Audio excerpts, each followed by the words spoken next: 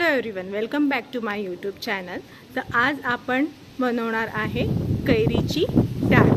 नमस्कार, आज आपण कैरीची डाळ करणार आहे। सायलीला फार आवडते, पण ती चैत्रात काही येऊ शकली नाही, म्हणून आपण आता वैशाखातच तिला कैरीची डाळ खाऊ घालू। तर सर्वप्रथम आपण डाळ स्वच्छ धुवून घ्यायची आणि मी तिला 2 तास भिजवली आहे आणि आपण आता त्याला ड्रेन करून घेऊ आणि त्यातलं आपण सर्व पाणी काढून घेऊ।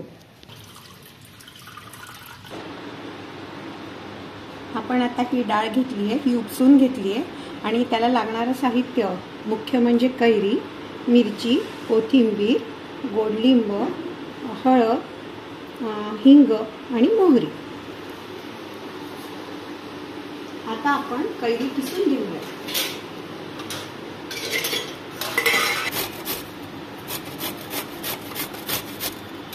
आता आपण कैरी किसून घेतली आहे। पहिले आपण हरभऱ्याची डाळ मिक्सर जार मध्ये घालू।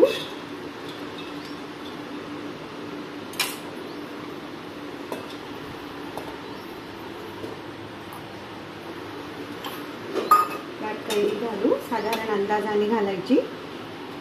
कैरीचा जर आंबट असेल तर कमी घालायची। मिरचीचे तुकडे घालायचे, जसं आपल्याला तिखट आवडतं त्याप्रमाणे। कोथिंबीर घालायची,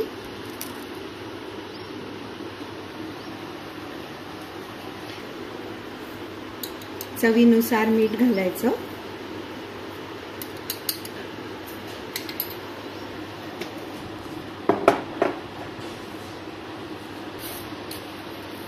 साखर घालायची,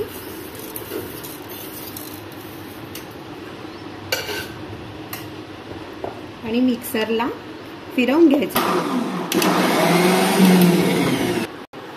आपण आता भांड्यात काढून घेणार आहोत आणि याच्यात महत्त्वाचं म्हणजे काय की खूप बारीक नाही होऊ द्यायची, जरा रगबोबडीच ठेवायची, म्हणजे ती चवीला फार छान लागते।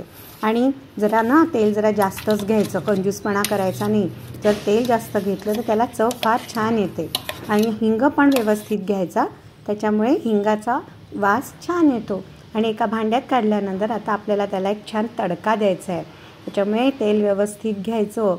आता त्याच्यामध्ये आपण जरा तापलाय का बघूया, आणि तापल्यानंतर चांगलं तापल्यानंतर मोहरी घालतोय आणि छान मोहरी तडतडू द्यायची, कारण की कच्ची मोहरी नाही चांगली लागत।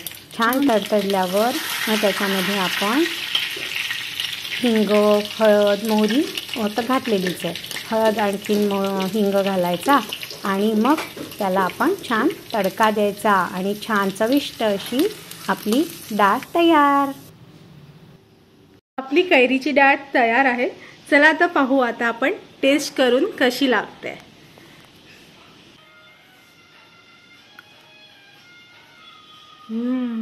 ऑसम, खूप भारी झाली आहे। तुम्ही पण नक्की करून पहा। जर तुम्हाला व्हिडिओ आवडला तर लाईक करा, सबस्क्राईब करा आणि शेअर करा। थँक्यू।